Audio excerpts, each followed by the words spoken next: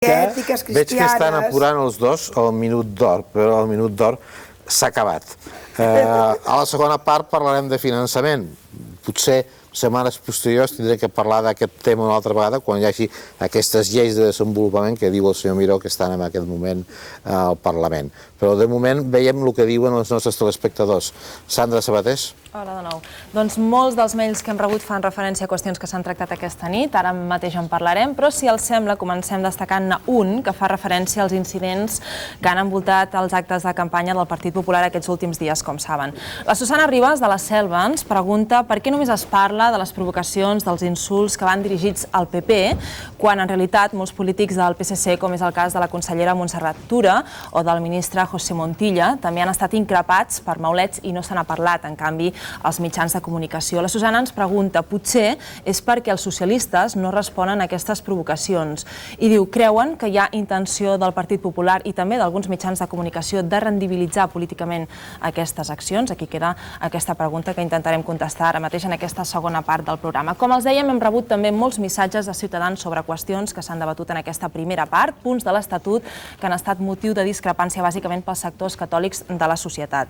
L'Emilio Almagro, per exemple, del barri de Sant Gervasi de Barcelona, diu què s'han pensat aquests bisbes, uns defensors de la fe cristiana que teòricament han d'actuar com a referents davant dels fidels, no poden tenir postures tíbies davant d'un estatut que ell considera contradiu l'humanisme cristià i deixa desprotegida la família, els malalts terminals i els no nascuts. D'aquesta qüestió hem rebut també opinions contràries, per exemple, la del Sergi Bañuelos, de Lleida, que diu ja n'hi ha prou d'integrisme i de voler que en aquest país visquem tots com a catòlics. Aquest és un estat laic i l'Estatut és pels catalans, siguin o no cristians. No prohibeix res, sinó que ofereix a cada persona absoluta llibertat per escollir i aquesta llibertat es fa extensible a tot, incluït l'ensenyament religiós i el dret a morir dignament.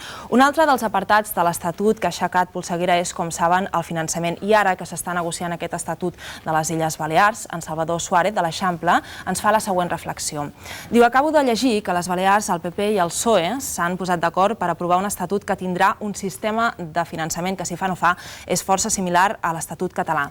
Hem estat nosaltres 2 anys sentint parlar d'insolidaritat catalana i els nostres empresaris han patit boicot per acabar sent el model a seguir i pregunta què més ens fa falta per adonar-nos que el problema del nostre estatut no està en allò que demanem, sinó en qui ho demana, en aquest cas, Catalunya. Moltes gràcies, Sandra.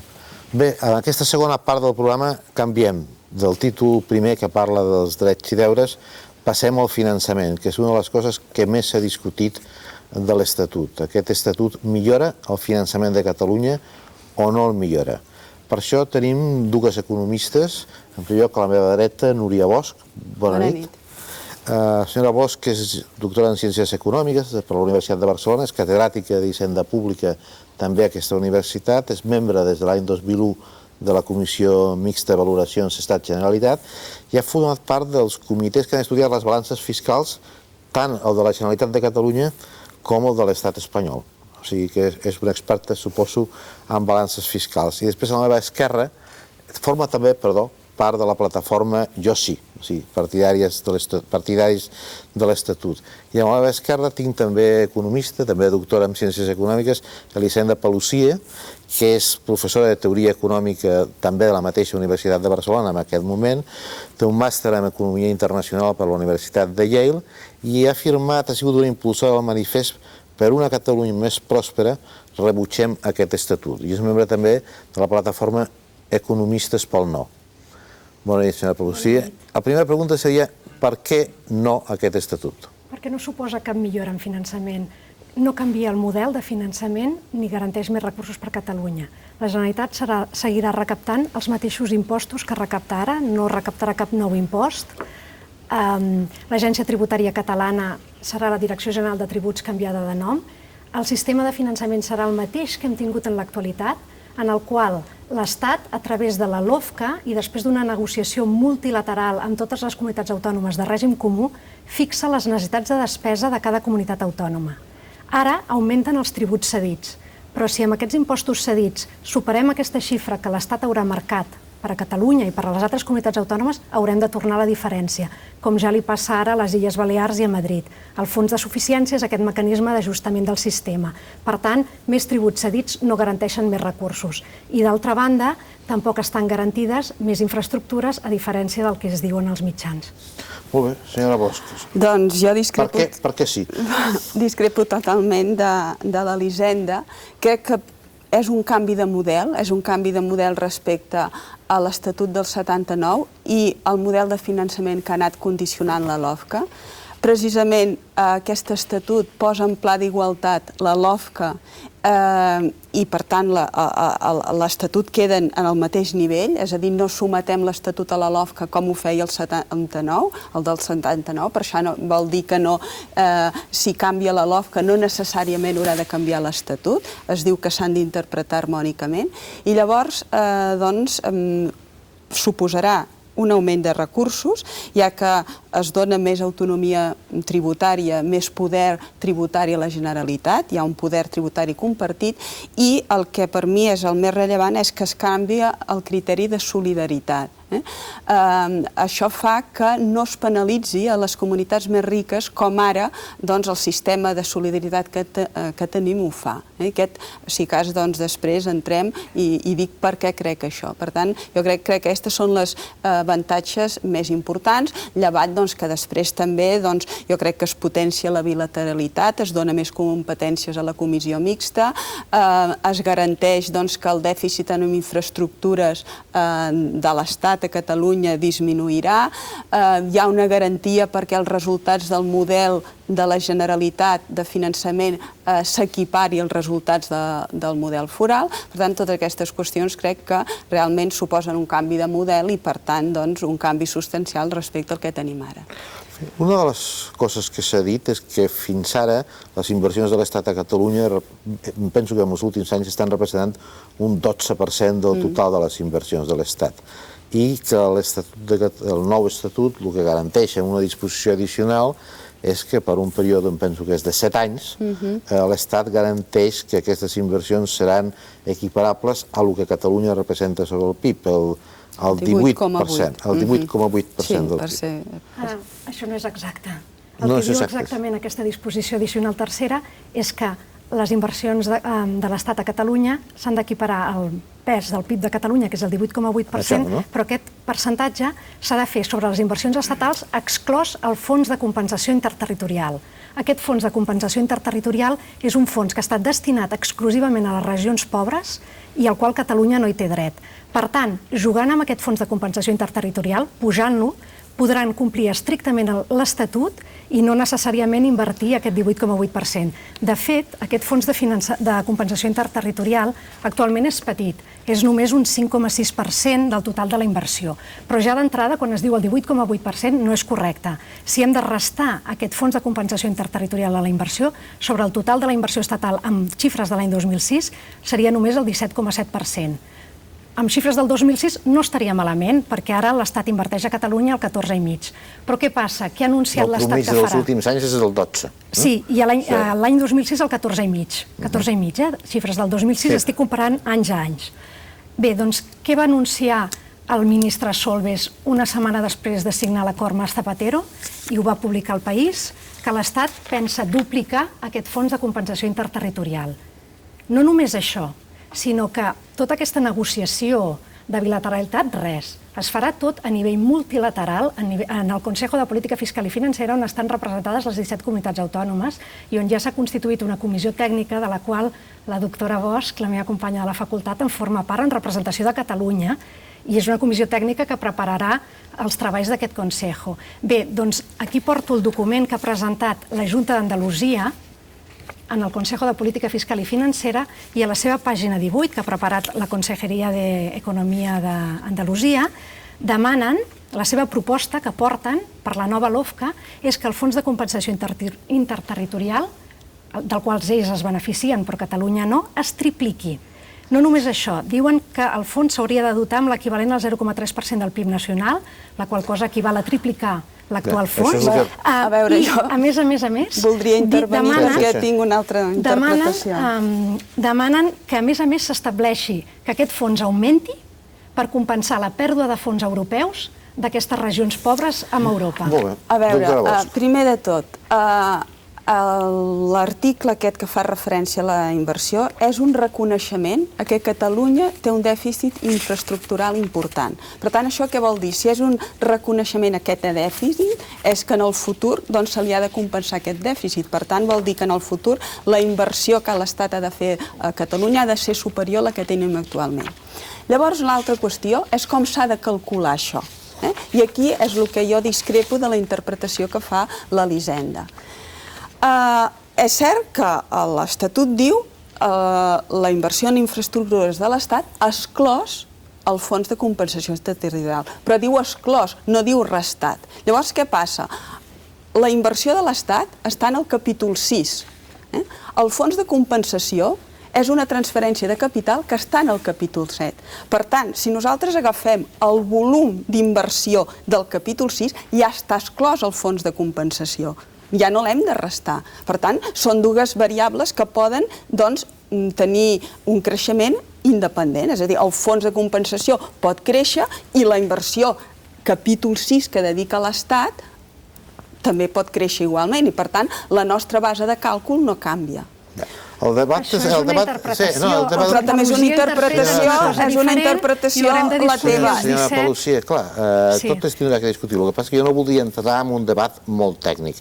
Jo crec que està apuntat. Vostè creu que aquesta disposició addicional no garanteix que s'invertirà el 18 i la doctora Bosch creu que sí. És un tema que no estan d'acord i aixequem acte. L'altre tema important és que fins ara Catalunya tenia una solidaritat que es deia excessiva. O sigui, penso que tots els partits que van discutir l'Estatut van dir que Catalunya és una regió rica, per tant és lògic que sigui solidària amb altres comunitats d'Espanya que no ho són tant, però aquesta solidaritat és excessiva, segons les balances fiscals és superior al 5 o al 7% del producte interior brut, i amb aquest Estatut el que es garanteix és que aquesta solidaritat no farà mai que Catalunya perdi posició amb la seva posició de riquesa, no? O sigui que la solidaritat continuarà havent-hi la solidaritat, cosa que no negava ningú, però aquesta solidaritat no podrà alterar la jerarquia de riquesa a Catalunya.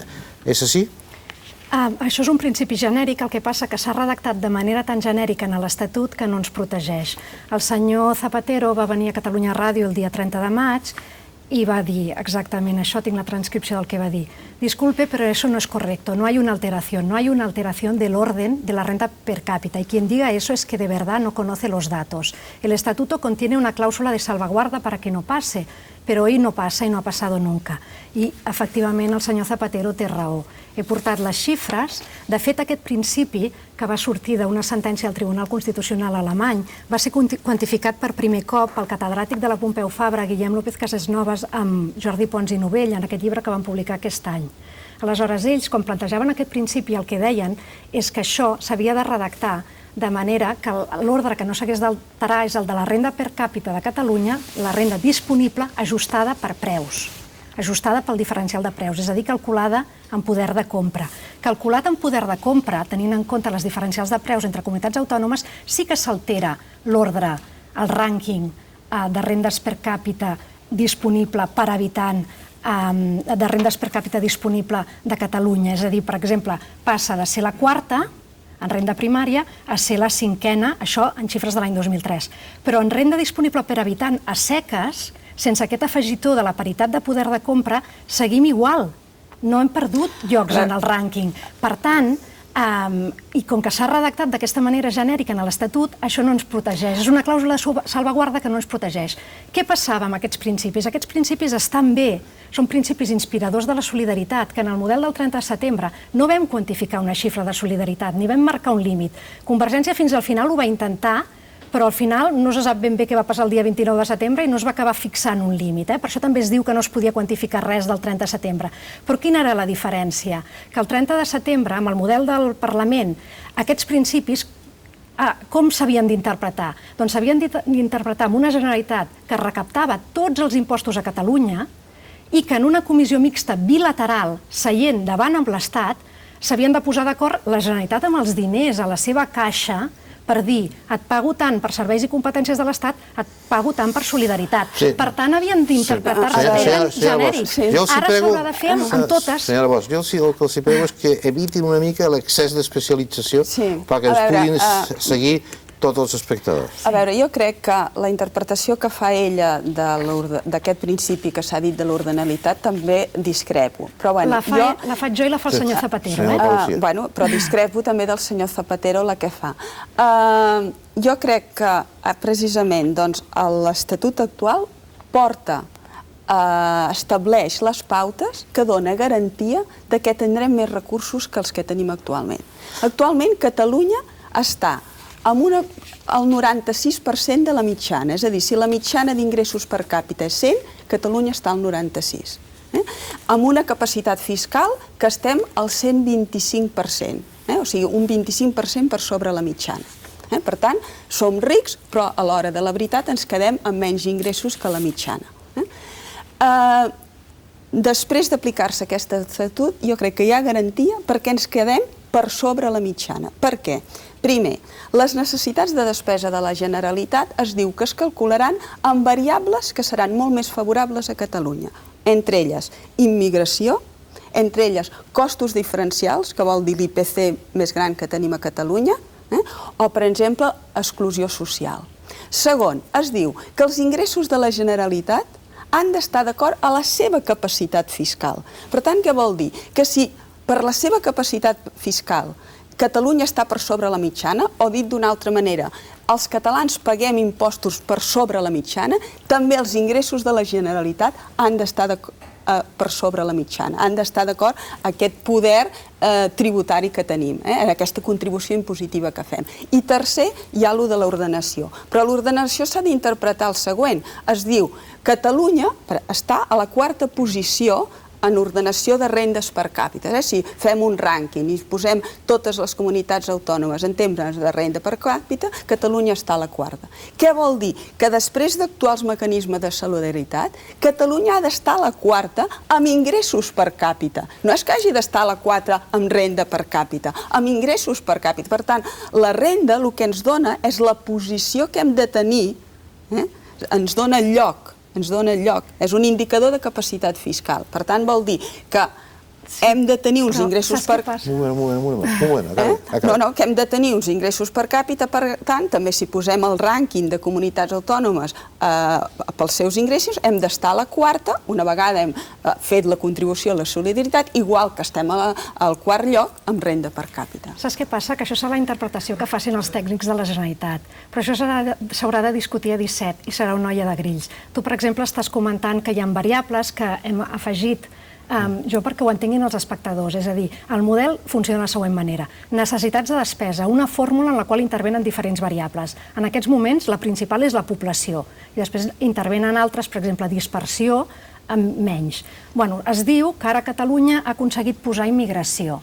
Immigració no és cap panacea, s'ha posat immigració en termes relatius, immigració, Catalunya és la setena en termes relatius, ens passen al damunt Múrcia, les Illes Balears, el País Valencià, Madrid, Melilla, etc. Som només els sisens.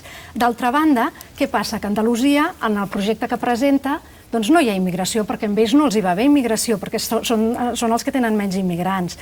I, en canvi, fan anar altres variables. Fan anar variables com ara, per exemple, la població més jove de 24 anys. Per què? Perquè ells tenen una població molt jove i pensen que si en aquesta fórmula màgica que ha de fer... No voldries discutir. Sí, en aquesta fórmula fórmules. D'acord, però explico de manera molt senzilla, perquè la doctora Bosch també parla de fórmules. Doncs en aquesta xifra que ha de dir l'Estat que li tocarà a cada comunitat autònoma, doncs Andalusia dirà, doncs a mi m'interessa aquesta variable. Catalunya dirà, a mi m'interessa que compti immigració, per exemple. Doncs què acabarà fent l'Estat? L'Estat, després de reunir totes aquestes propostes de les diferents comunitats autònomes, redactarà una LOFCA, la que vulgui, la que li convingui més amb ell. I si, per exemple, s'ha de contentar Catalunya complint l'Estatut, que diu que s'ha de tenir en compte la immigració, el que farà serà dotar un fons d'immigració, com ja n'hi ha ara un,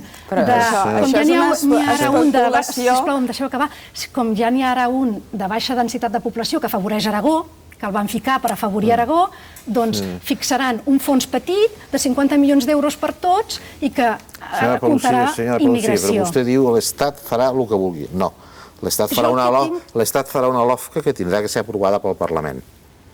No al Congrés dels Diputats. Al Congrés dels Diputats espanyols. Al Congrés dels Diputats tots sapiguem les majories que hi ha. Com ha estat fins ara, els darrers 25-30 anys, tots sapiguem les majories que hi ha. I què hem de fer? Un estatut per una majoria relativa del PSOE i després vindrà una majoria absoluta del PSOE o després vindrà una majoria absoluta del PP i estarem totalment en mans de l'Estat. No, en mans de l'Estat no, en mans de la negociació. En mans de la negociació parlamentària a Madrid. Això és el regateig. Això és el regateig constant que hem estat fent durant 25 anys i que ens dona mala imatge als catalans. A veure, per començar jo crec que és important això, que l'Estatut actual, el nou Estatut que anirem a votar diumenge, no queda sotmès a la LOFCA. Això no és cert, discrepo.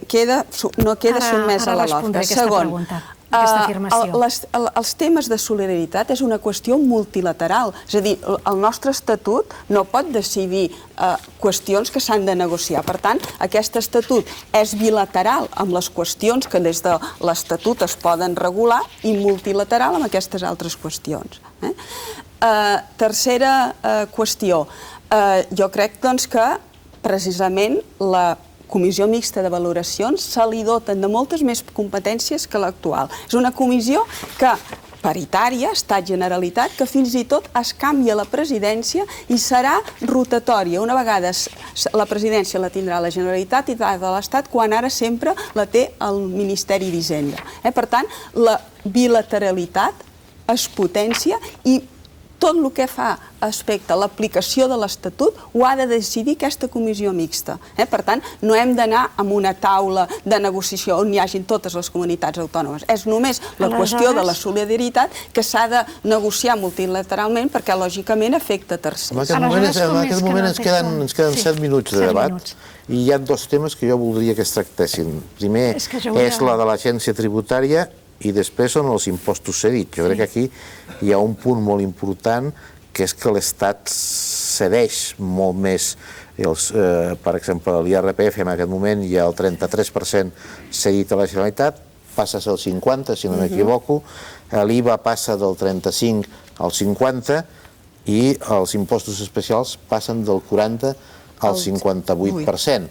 Això, d'entrada, vol dir que la Generalitat recapta molts més diners que després en tot cas té que discutir. És el que el senyor Mas deia l'altre dia amb el debat de TV3 i ho ha dit diverses vegades. Una cosa és discutir amb els diners a la mà i una altra cosa és discutir quan els diners a la mà els té l'altre. Això es diu que és un punt important. Bé, primer vull clarificar una cosa. No hi ha prevalença de l'Estatut sobre la LOFCA. El fet que s'escrigui les relacions financeres són regulades per la Constitució, per aquest Estatut i per la LOFCA, no implica cap prevalença. No, però diu que s'han d'interpretar harmònicament les dues lleis. L'Estatut i la LOFCA s'han d'interpretar harmònicament. Si diguéssim primer l'Estatut i després la Constitució, això no voldria dir que l'Estatut preval sobre la Constitució. Després, pel que fa a la bilateralitat, sisplau, em pot deixar explicar, senyor Tàpia? Sí, i tant, però crec que l'Estatut actual diu que la LOFCA prevaleix sobre l'Estatut. Sí, però és que ara el model actual de la LOFCA el tenim detallat en l'Estatut. Hem posat la LOFCA en l'article 206 de l'Estatut. És el mateix, ara són sinònims la LOFCA i l'Estatut. Més detallada. L'Estatut abans era una cosa genèrica i curta i ara està la LOFCA, aquest model en el qual l'Estat diu necessitats de despesa i s'ajusten amb aquest fons de suficiència, l'hem detallat en l'article 206.